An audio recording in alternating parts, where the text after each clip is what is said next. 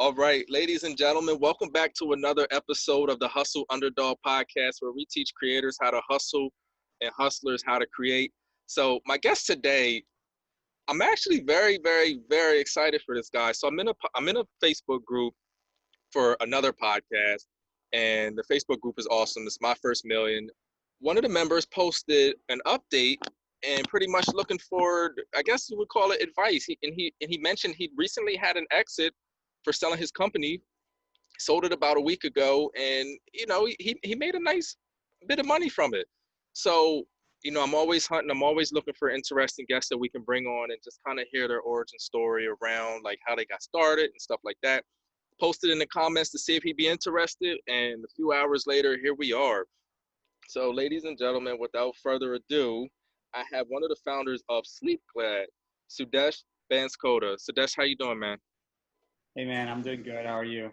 I'm doing awesome. I thank you so much, first off, for taking the time to do this. I know I'm still building my name in this podcast space, but I'm excited to have you on. Yes, thanks for having me on, and very excited to talk to you. Start off, just tell me, where are you from, and tell me a little bit about yourself. Sure. So I have I'm originally from Nepal, right? So I came to the States when I was 13. After high school, I went to the Navy, United States Navy, and then after that, I went to finish school, get my degree in computer science. Then I was working at a company called IronNet, and within that time I was doing multiple I've done like started multiple businesses.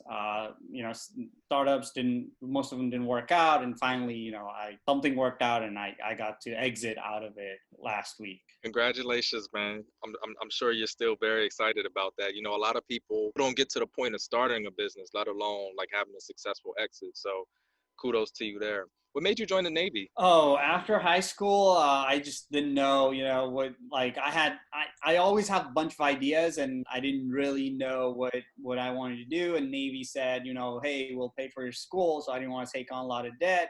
Right.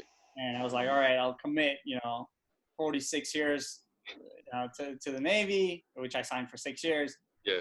And help them pay for my school. And that was the plan. And I went there. It was fun.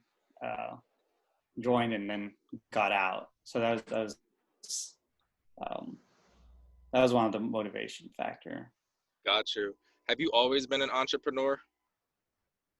I think so. Like, I've always tried to like figure out how to do something better, or how I could make it efficient mostly.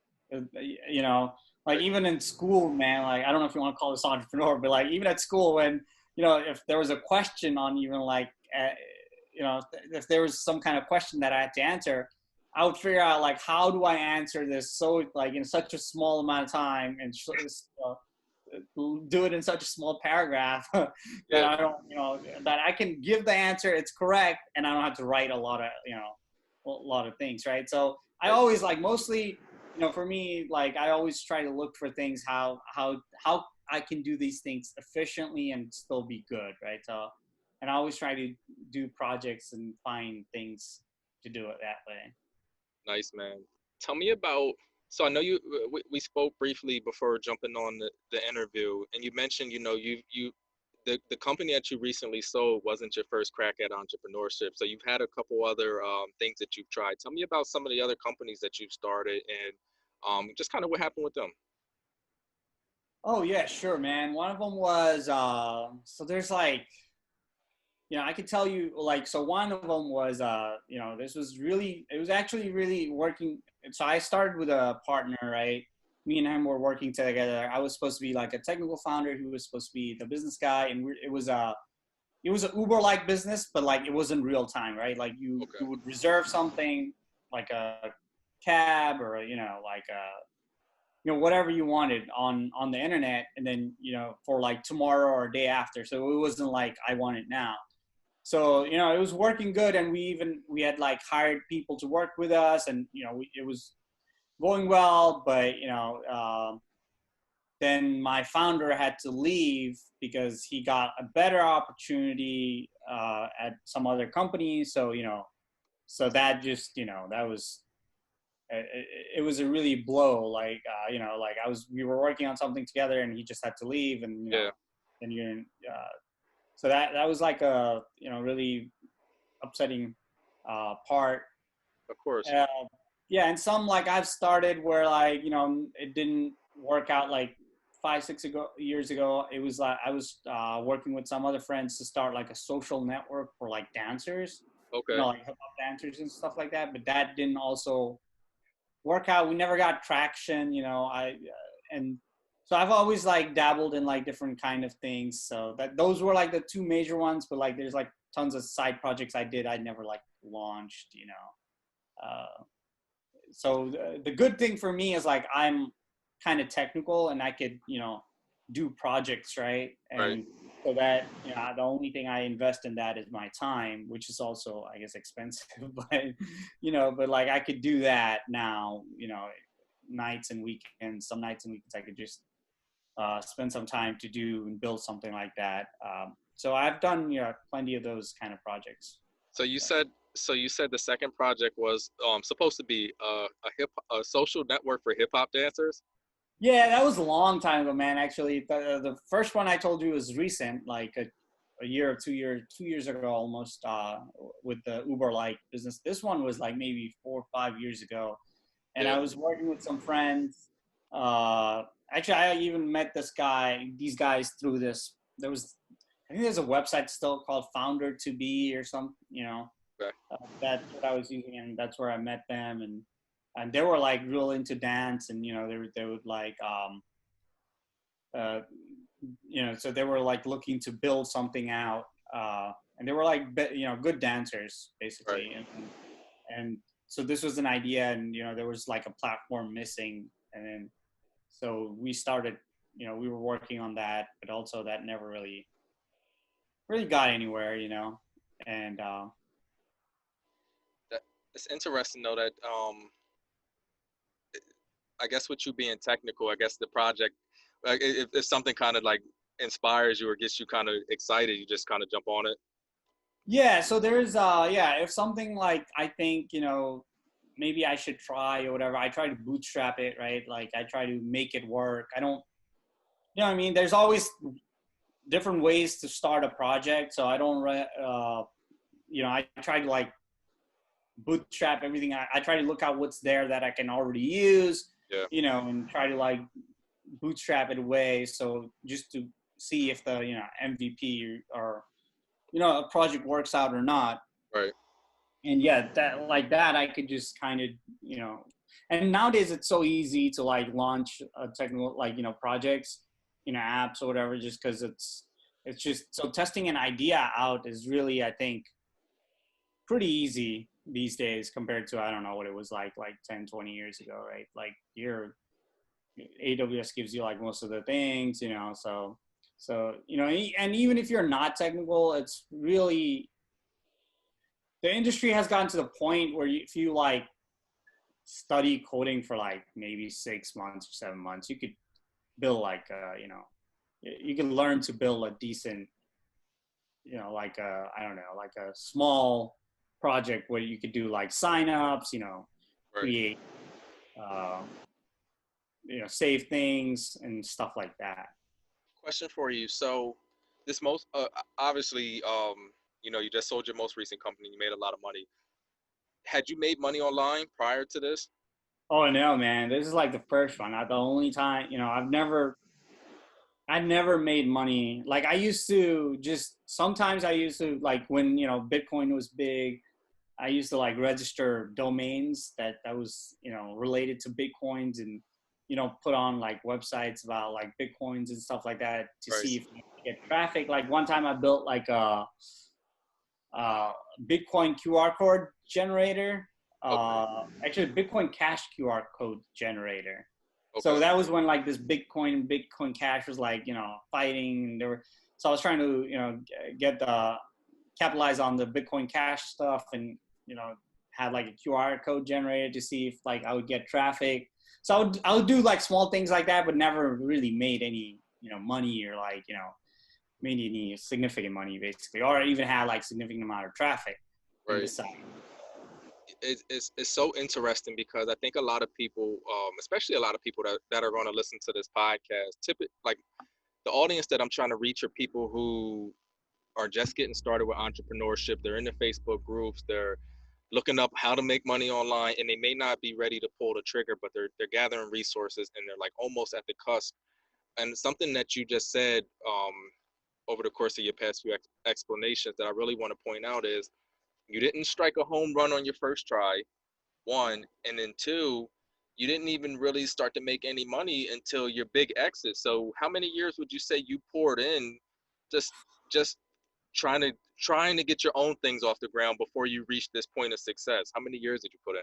Oh man, I think it was since like 2012 or 2014, Right. uh, like 5, 6 years easy, like Yeah. just constantly and annoying my wife and because like she's like, what are you doing, what are you working on, I'm tired of you working trying to do this, like you're not doing anything, just not spending time with the family, whatever. So I mean that's the thing, man, like you want to start something, you're always like you're sacrificing something, this time, like I didn't, the the good thing was I had the technical skills to do something, Mhm. but I still had to sacrifice my time and Yeah.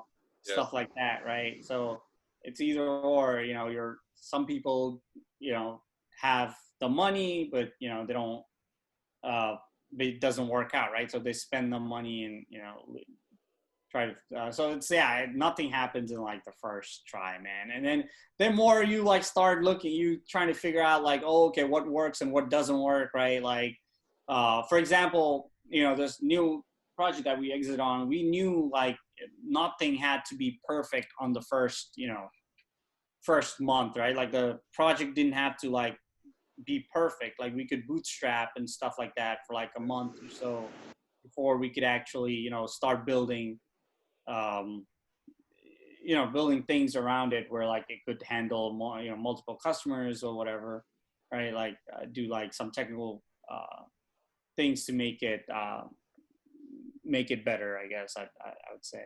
So So there, yeah, you learn a lot of things going in, and like, and the good thing is like I had, so we had a couple of other like we were three partners, right? And all of us had like startup experience, and we knew what to expect and what it took, right? Like it was, and we spent, like sometimes we would spend till midnight working, uh, at nights. We spent some nights, some weekends, so those we knew it took that kind of effort. were you working a full-time job when you built your most recent company?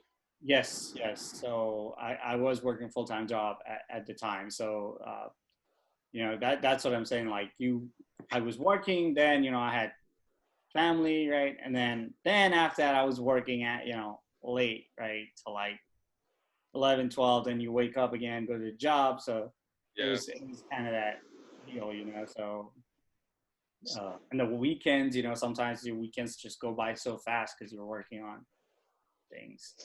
In there, I'm kind of in that space now because I have this podcast. I have another company altogether that's in a completely different space, and I find myself like that business is starting to grow. So you know, I get off work at 4:30, 5:30, and it's straight to the other projects. And my kids are like, Daddy, when are you gonna leave the basement? And I'm like, you'll understand once I make some money, but it could definitely be a challenge and a strain on your family. But it's Yeah, when you got that itch, man, to kind of build something great, you just it's like you have to do it. exactly. Tell And me, it doesn't go away, man. Like, even if you exit out of it, it's like, okay, I need to do something else. So it's just, I think it's just a mindset, man. It's like, good drug, I guess. I don't know, it keeps you going. So did you after you got that big check, did you quit your job? no, man, I just kept like, so weird thing is like, I quit my job before I got the check, and then I started working for somebody else, and it had been like a week in, and I knew we were in discussion of like selling the company, but nothing is sure until you like kind of sell. So Yeah. I just had started the job, and then we also sold, and so like I'm like, all right, I should stay in this job for at least some time. So Yeah. Yeah. yeah. That makes sense. How did you get your first customer? Yeah, so the first customer was a guy with a like our founder, really, like one of the founder, right? Like that's how like I kind of felt like this idea was going to be successful or legit, right? So the way I met my founder was, like I was telling you earlier, like I just going out and network with people, talk to people, right? And so in Portland, we have this small, group of like startup entrepreneurs that want to start something or like have ideas and share ideas of what they want to do. Or, So I met my founder like that. He was actually looking for so he's a doctor, right? Like he's a medical doctor or sleep doctor, and then he was looking because he had an issue in his clinic where like each every person he would hire, like a clinician he would hire, would just quit, and then you would have to hire somebody else new and then retrain them and teach them how to do all the stuff that that they needed to do. And then he was like asking like if there was like something we could do where when he hired somebody new, that he didn't have to spend his time training them, or like this software could like teach the clinician that he hired a lot of the stuff, and then so that way he didn't have to invest a lot of time, and also the clinician would learn stuff faster, right? So I'm kind of saying this on like a higher level so that way it's easy to like understand, because it's a very niche market. And then so that's where the conversation started. And then I did not know this guy, so I said, hey, maybe I know how to solve this.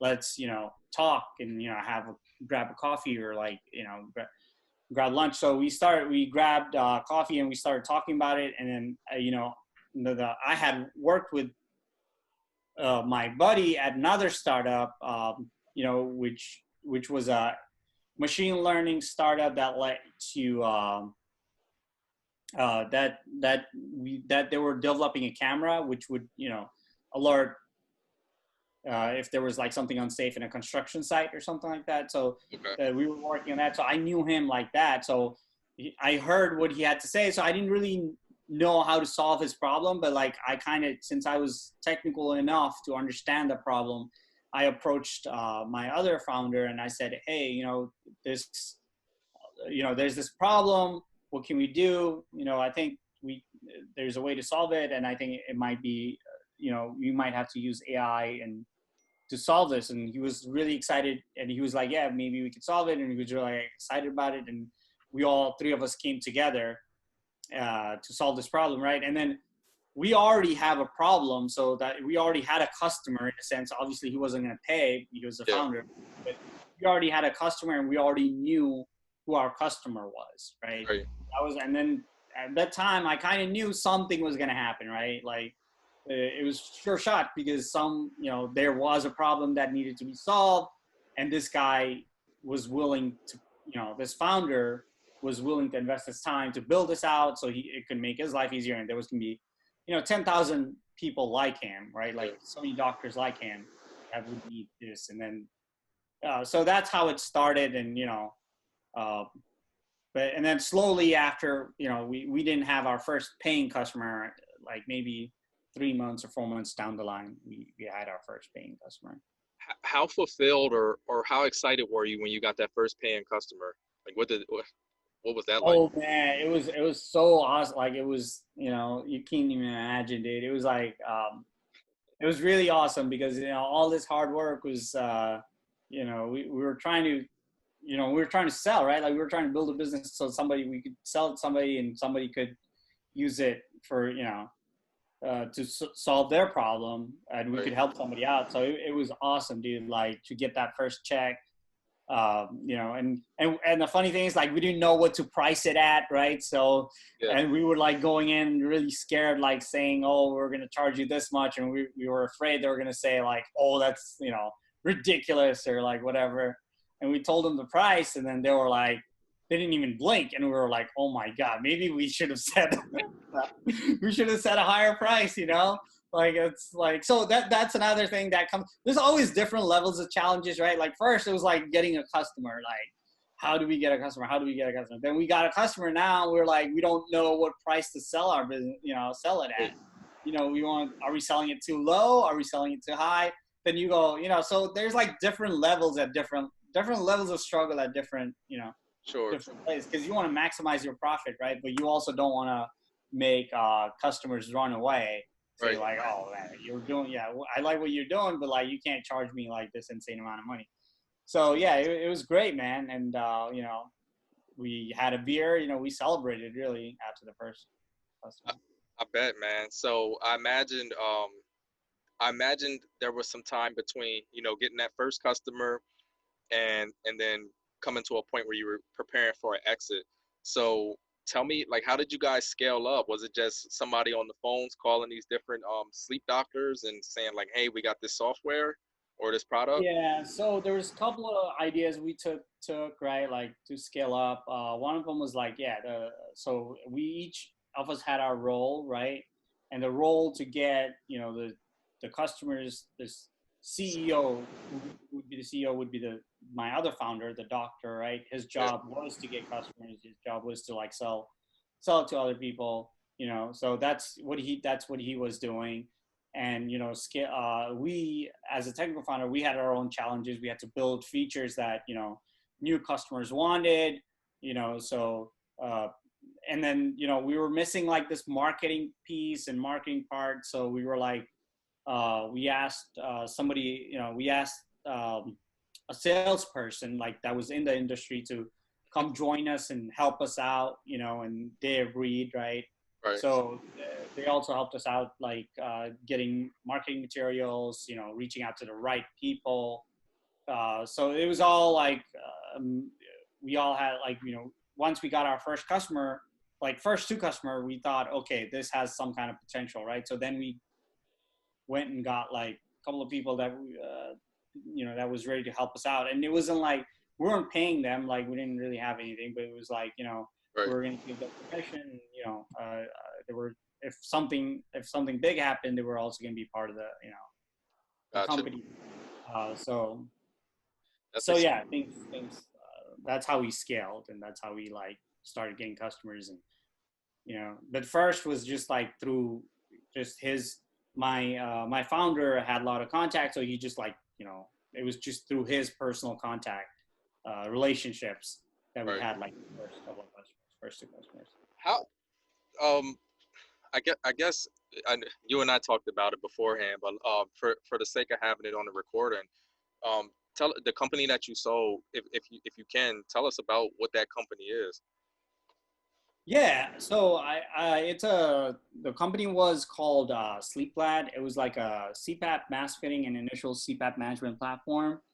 So it would basically make sleep apnea patients, you know, easy to get started on CPAP therapy remotely, and you know, and without like coming in to the DMEs and stuff like that, without an in-person visit. So like it was like more about like remote setups and stuff like that. Gotcha. And you know, and you can imagine why we got so popular too, right? Like coronavirus just happened around the time, Right. so there was a lot of luck too, really. I mean, you know, there's a lot of things that came, but like without hard work, I guess luck wouldn't really come into play.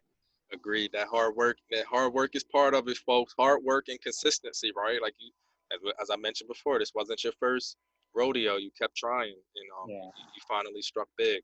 Two more questions for you. First question, from the time you guys came up with the idea for the business to the time that you sold, about how much time passed? Like, how long had the company been established before you sold? So it was about 2 years. Okay. 2 years is what we worked on it. So, you know, it seems like I said, like, oh, 2 years, you know, but you know, all that stuff I did on the background before, Yeah.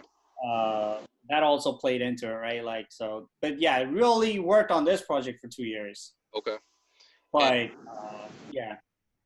and second question for you, did your buyer, did you guys go out and seek this buyer, or did they hear about your company and say, hey, I want to purchase this company from you? Like, how did that come about? Yeah, so it was since we were in a small like market, like everybody kind of knows like what's happening. Yeah, So that's how we had the buyer reached out to us, and then gotcha. that's how we started the conversation. So you definitely gave a lot of cool information, and I think people, my audience, either is just starting their company or on the fence about starting it. And what I really want them to understand is that building a business is a lot of mindset stuff, but it's also execution, right? And it's trial and error. Like, you might not hit the home run on the first try, but you got to keep trying stuff.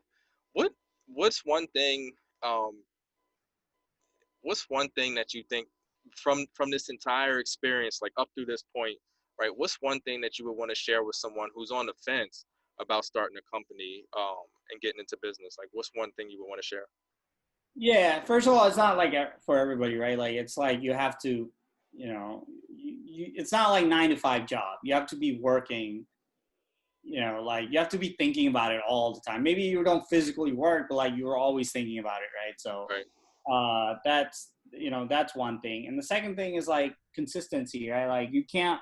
Well, when I say consistency, I mean like you cannot be working on, some people do, but like I usually don't like to work on focus on 10 different things at once. hmm I think that kind of like derails your focus. Like, so, when I have like a idea that I work on, I just focus on that idea and then try to like, give it like a certain time limit, right? Like right, I'll focus on this for like 3 6 months and see where it goes. And, within that time frame, if I don't get anything out of it, I'll just drop that and start another one, right? So that's how I do things, and it's different. I know you mentioned you have like a couple of things going on, but like I I don't like it.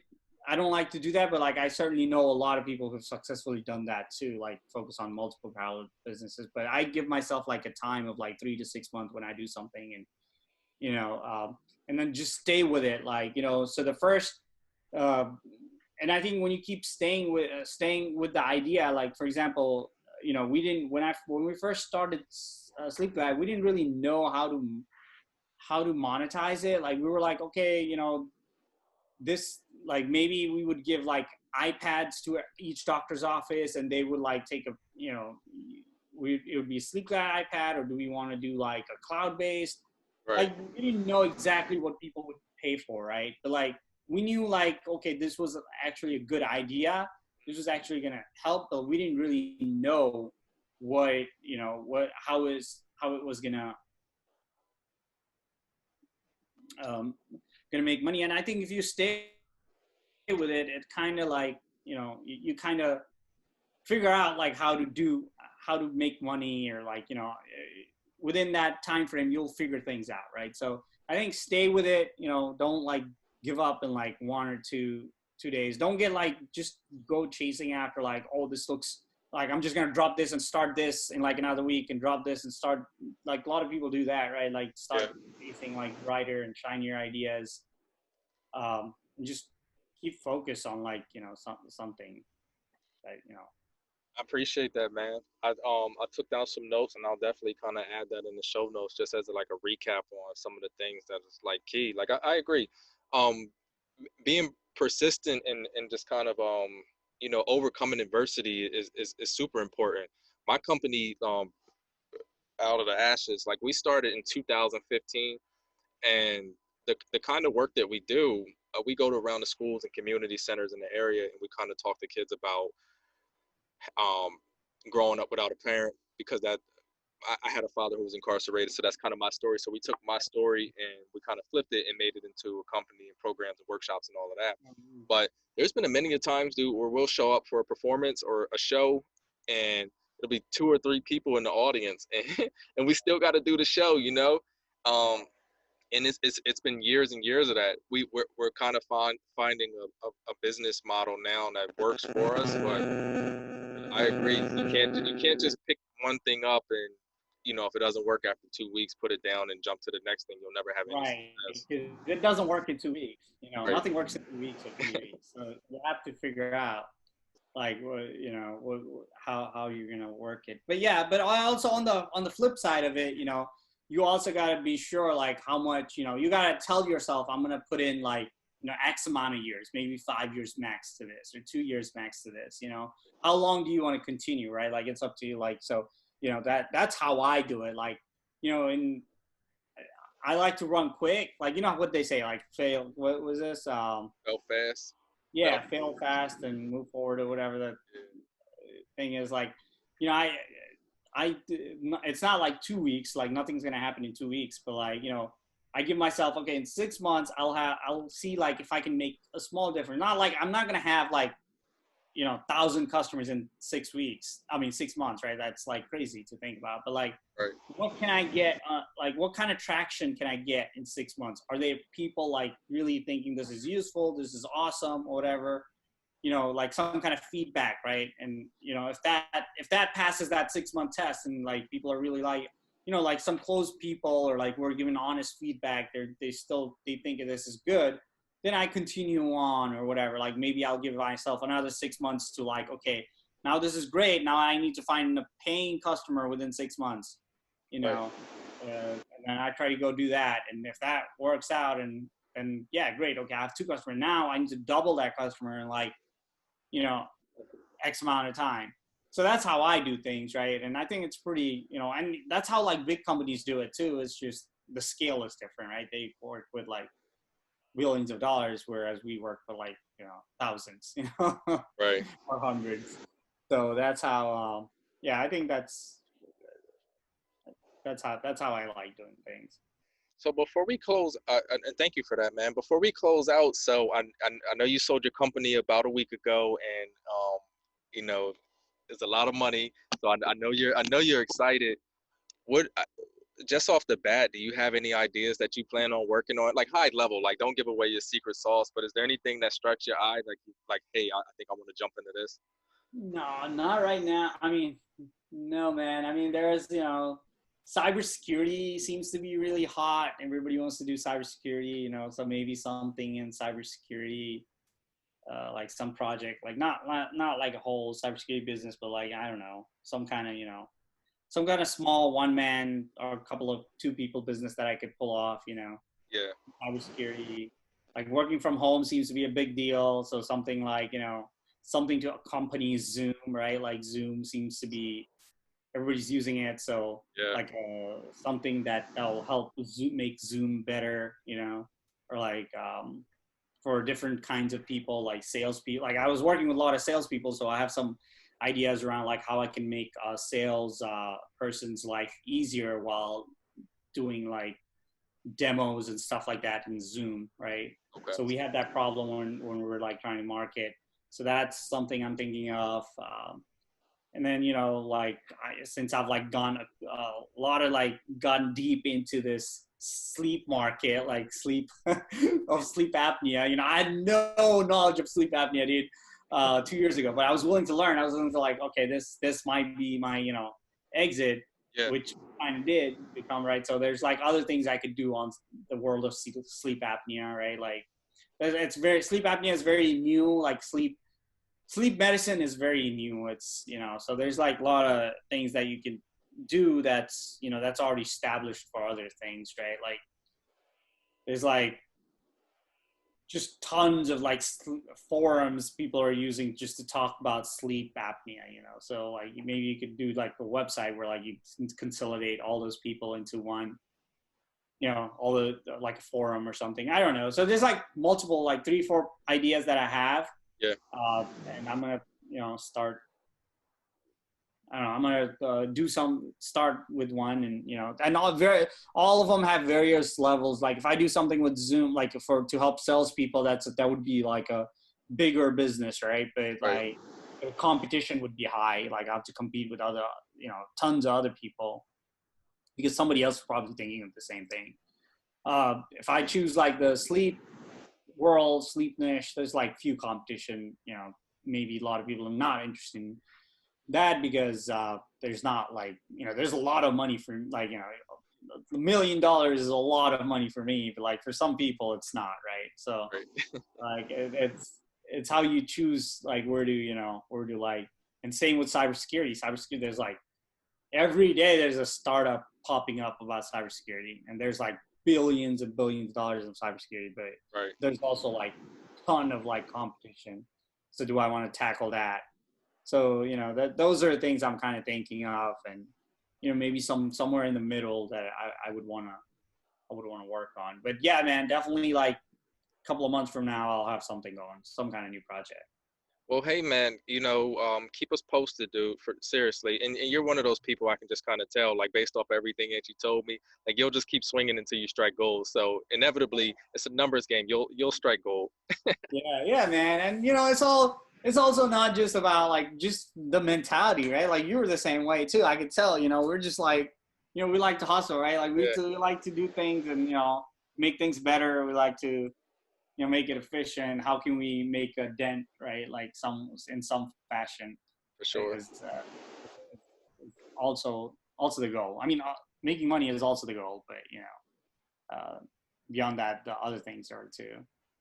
Well, I definitely appreciate your time, and for our listeners and our viewers, take this link, share it with one other person, send it to them in a text or email or something. The podcast is certainly growing. The last episode is hovering around like 70 views or something like that. It might seem modest, but to me, I was sitting at 15 views on one video, and I was like, God, like, come on. But I think with so I follow Noah Kagan pretty closely. He's the founder of AppSumo, and he put this suggestion out that when you try like these creative projects or things like that, like try to stay consistent and try to knock out like 100 of them, and then from there kind of break away from that point. So this is episode 4 or 5 of the Hustle Underdog podcast, and we're just going to keep cranking them out and keep finding cool people like yourself and putting the content out there. So to my listeners, share it with one person.